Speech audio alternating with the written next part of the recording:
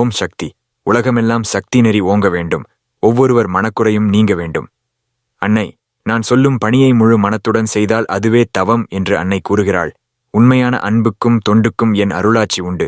எனக்கு தேவையானதுனது அன்பும் உளப்பூர்வமான தொண்டும்தான். ஒரு பக்தனுக்கு அருள்வாக்கில் அன்னை கூறியவை.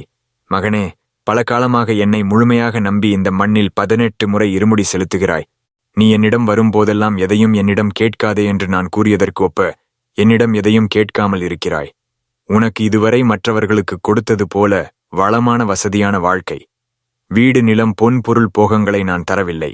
உன்னை பலவாறு சோதித்து கஷ்டங்களை மேன்மேலும் கொடுத்து வந்த போதும் கூட எதற்கும் மனம் தளராமல் என்னையே நம்பி வந்தாய். அம்மா, என் முன் ஜென்ம பாவ புண்ணிய கணக்குப்படி உள்ளதை அனுபவிக்க விட்டிருக்கிறாள் என்று தெளிவடைந்திருக்கிறாய்.